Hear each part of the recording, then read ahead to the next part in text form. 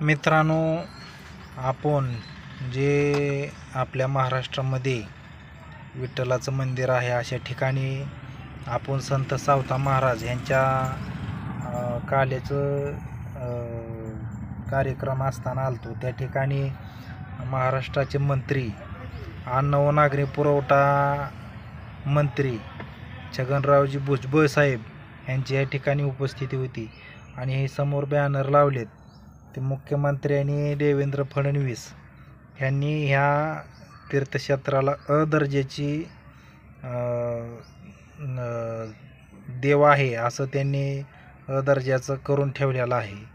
हा दर्जाचा तीर्थक्षेत्र आहे असं त्यांनी पत्र दिलेलं आहे आणि ही सर्व गर्दी आमचा दादू रिस्टार तसेच मंदिर छगनरावजी भुजबळ साहेब, जत विधानसभा मतदारसंघाचे आमदार पडळकर साहेब, तसेच माढा विधानसभा मतदारसंघाचे आमदार अभिजितआबा पाटील ह्या सर्वांची या ठिकाणी आरण संत सावता महाराज यांच्या मंदिरापाशी यांची सर्वांची उपस्थिती होती। तसेच आम्ही सुद्धा आमच्या गावातून सर्व महिला गेलो होतो।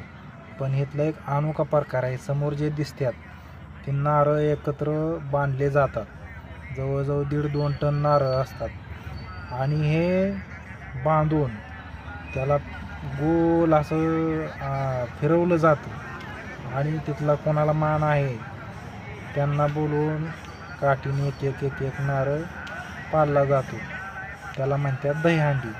आणि आपल्या इकडली दहीहंडी आहे ते मडकं असतं, त्याच्यात आपण पैसे बांधतो, नारळ असेल काय असेल ते आणि त्याला फोडतो, कलर टाकतो, हे आपले दहीहंडी। तिथल्या सावता महाराजांच्या 730व्या संजीवन समाधी सोहळ्याच्या निमित्ताने आणि सर्वांचं सर्व मनापासून स्वागत करतो।